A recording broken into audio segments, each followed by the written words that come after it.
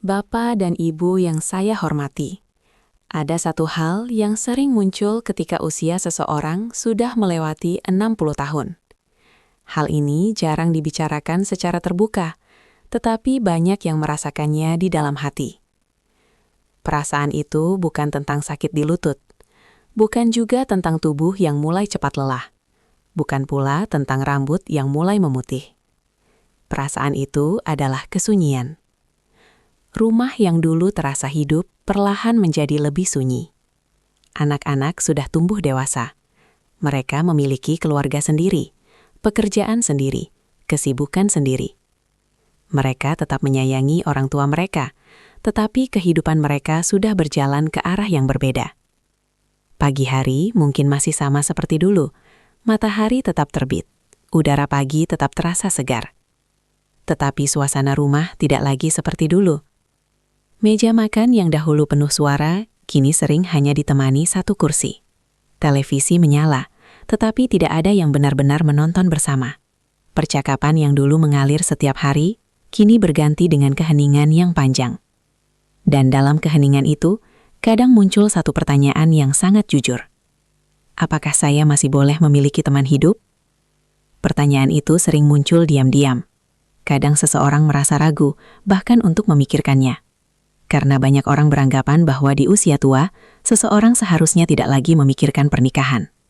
Ada yang berkata, sudah tua, lebih baik fokus ibadah saja. Ada juga yang berkata, untuk apa menikah lagi?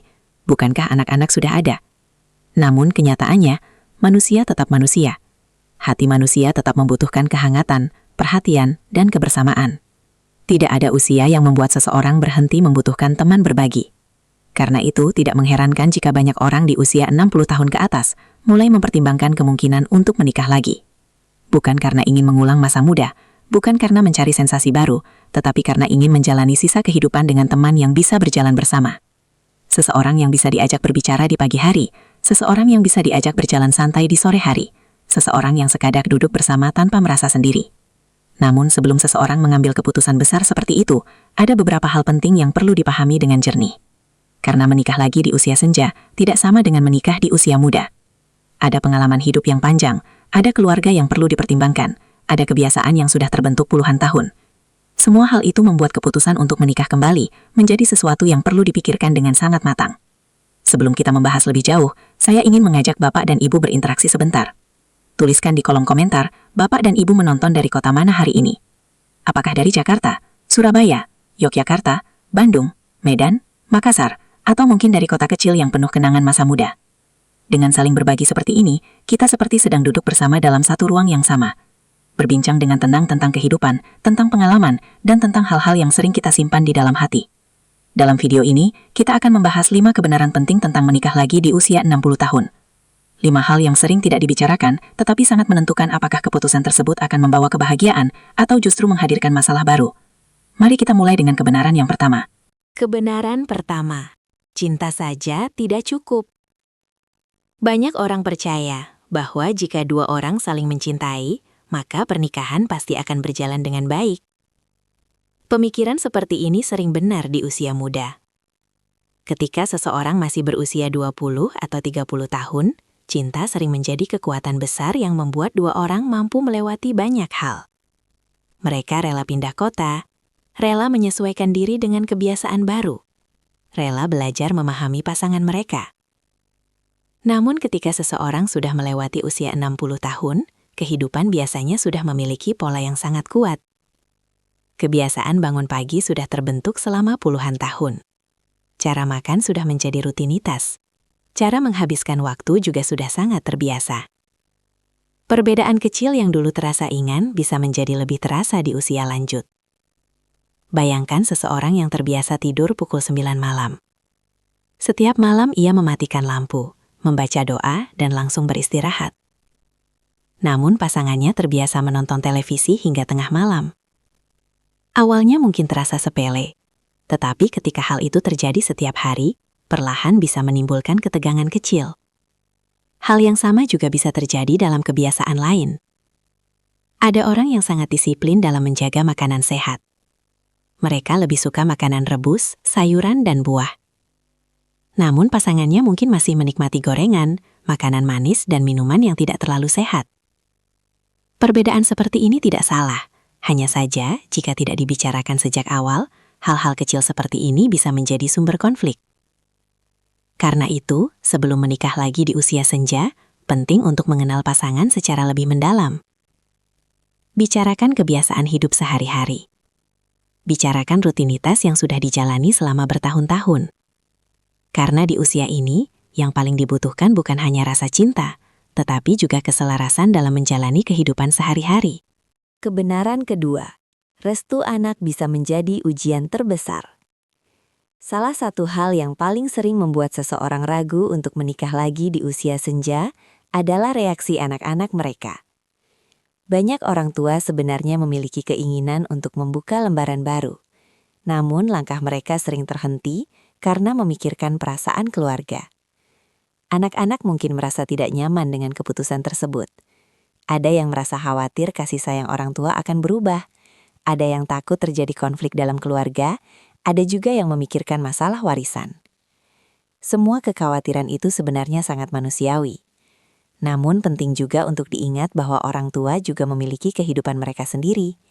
Setelah puluhan tahun bekerja keras membesarkan keluarga, bukan hal yang salah jika seseorang ingin menjalani masa tua dengan lebih bahagia. Kunci dari situasi seperti ini adalah komunikasi yang jujur dan penuh kesabaran. Jelaskan kepada anak-anak bahwa keputusan tersebut bukan berarti melupakan pasangan yang telah tiada. Bukan pula berarti mengurangi kasih sayang kepada keluarga. Keputusan itu hanyalah cara untuk menjalani kehidupan dengan lebih tenang dan tidak terlalu merasa sendiri. Kadang anak-anak membutuhkan waktu untuk memahami. Namun ketika mereka melihat bahwa orang tua mereka benar-benar bahagia, banyak dari mereka akhirnya bisa menerima dengan hati yang lebih terbuka. Kebenaran ketiga, keuangan harus dibicarakan secara terbuka. Salah satu topik yang paling sensitif dalam pernikahan kedua adalah masalah keuangan. Banyak orang merasa tidak enak membicarakan hal ini sebelum menikah. Mereka khawatir pasangan akan merasa tidak dipercaya. Namun justru di usia lanjut, keterbukaan dalam hal finansial sangat penting. Karena kebanyakan orang yang menikah di usia 60 tahun sudah memiliki aset masing-masing. Ada rumah, tabungan, atau warisan yang ingin mereka jaga untuk anak-anak mereka. Jika hal ini tidak dibicarakan dengan jelas sejak awal, kesalahpahaman bisa muncul di kemudian hari. Bukan karena ada niat buruk, tetapi karena tidak ada kejelasan.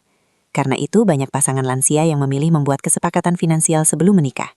Hal ini bukan berarti mereka tidak saling percaya. Justru sebaliknya, mereka ingin memastikan bahwa hubungan mereka dibangun di atas keterbukaan dan saling menghormati. Kebenaran keempat, pernikahan di usia senja berarti siap saling merawat. Di usia muda, pasangan sering berbicara tentang masa depan yang panjang, tentang karir, rumah, dan rencana membesarkan anak. Namun di usia senja, percakapan tentang masa depan biasanya berbeda. Pasangan lebih sering berbicara tentang kesehatan, tentang menjaga diri, dan tentang bagaimana saling mendukung ketika tubuh mulai melemah.